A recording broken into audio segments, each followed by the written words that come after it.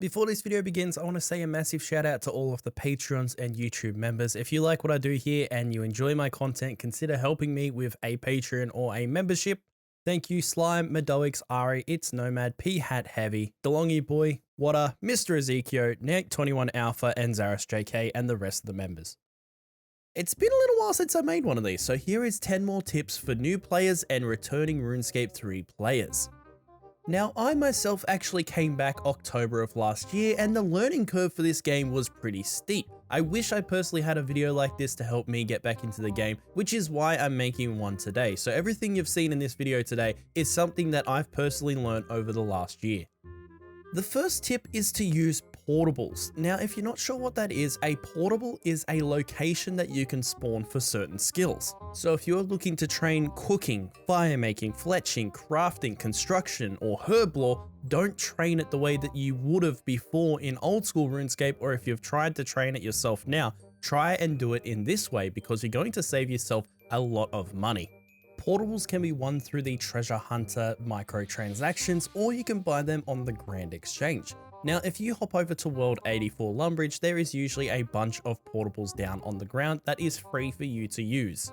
So what exactly is a portable? Well, they're basically an item that gives you extra materials for making whatever it is that you are. If you're cooking fish, you have a chance to make extra fish. If you're making potions, you have a chance to make extra potions. If you're doing crafting, it has a chance to save you some crafting components. And not only that, it gives you usually around a 10% XP buff.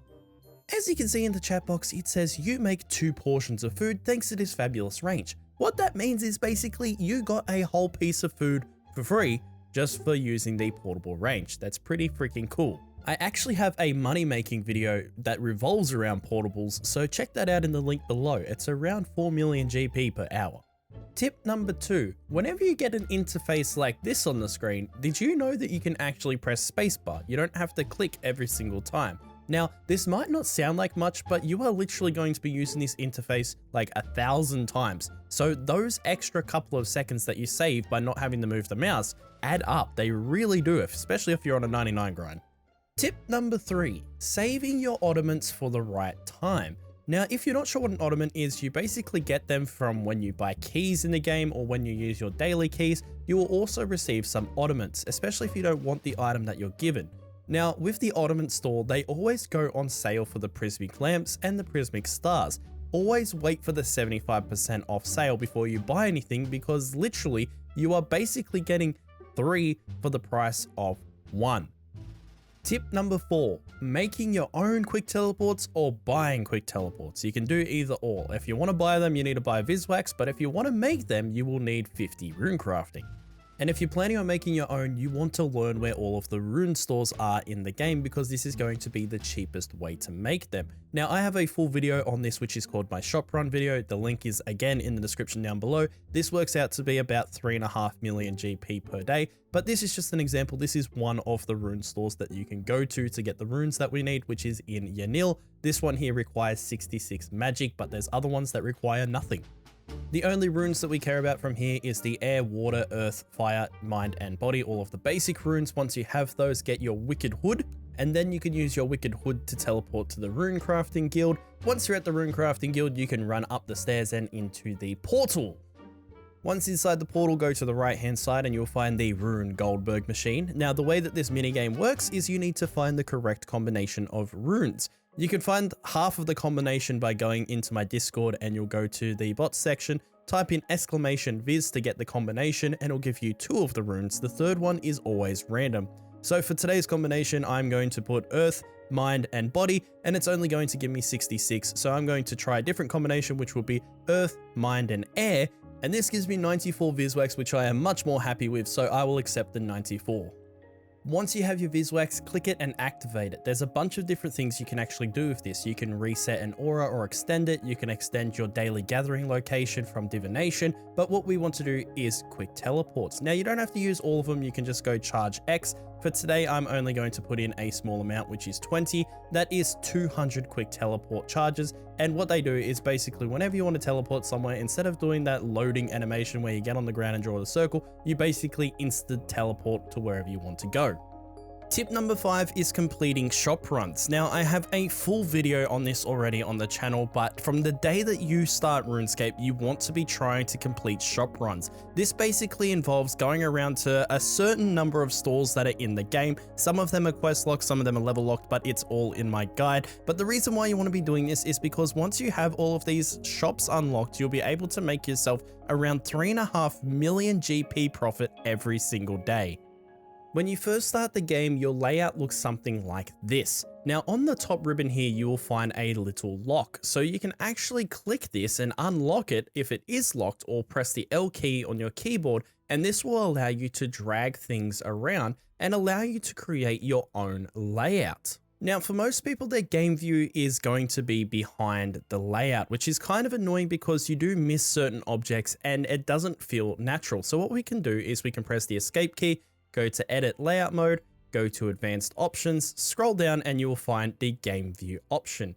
Now what this allows us to do is it allows us to actually resize the game view itself to something that fits in the area that we want, which for me is over here. I want this to fit inside my layout that I have just created. So I'm going to drag the game view right into the corner there and make it line up nice so that we don't have any gaps. And I'm going to save and exit. Now, this won't stay like this unless you go like this. So we need to go to edit layout mode once again, go to my custom, select whatever custom layout you want to save this as, and then go save and exit. But now, if I move my layout, there's actually nothing hiding behind it, and I can see more of the actual game in this area here. For the next tip, I'm going to run you through some game customization options. So if we hit the escape key and go to settings, we can go through a couple of things to change the way that the game works. The first thing that we want to do is we want to go into game interaction, and personally I choose skip boat cutscenes and enable that because it takes a little while. In the next option, which is appearance, I use slim headers, which is why it just looks a little bit neater around my layout. In this option, you can also change the transparency, but as you can see, there is nothing around the background because we've changed the game view, so I just leave it as 0. Down in the warning screen section, there is a couple that you definitely want to keep on, which is high value drop warning and high area risk. Now, if you're a new player, you don't know where the high risk areas are, but once you get a little bit more experience with the game, you'll be able to customize that down here by selectively turning things on and off in different locations. But by default, I'll definitely leave all that on until you learn the game. In the inventory one, we want to change a couple of things in here. We want to auto teleport current skilling earn and accumulators when full. And then you usually want to have all of these ticks. Sometimes when you are farming, you want to keep the buckets, but more often than not, you want to have all of these destroy options on so that it clears your inventory as you're using items. In the combat mode option, you want to familiarize yourself with full manual and revolution. They're the main combat styles in RuneScape 3. You want to change your revolution size to something like I have, which is 11, so it frees up some extra slots, so there's extra things on your action bar. And then you want to have automatically trigger basic abilities, threshold abilities, and ultimate abilities if you're using revolution. And again, you're new to the game, you don't know how to do the combat, make sure all 3 of these are ticked. For the action bar themselves, you want to have allow ability queuing on. In action bar binding, now this is very important. If you wanted to set up certain action bars for certain styles, this is where you can do it. So if you equipped a style, which is like say range 2H as your action bar, you can put it as a preset. So action bar 4 is every single time you get a range 2-handed weapon equipped, it will automatically change your action bar to suit that weapon. I do a lot of this weapon switching myself, so I don't actually have it set to anything, but for new players who just want an easy way to switch their action bar, this is very useful. In combat XP, we can change the way that we receive our XP. As you can see for me, for melee, I receive strength XP. For ranged, I get defense XP. And for magic, I get defense XP as well.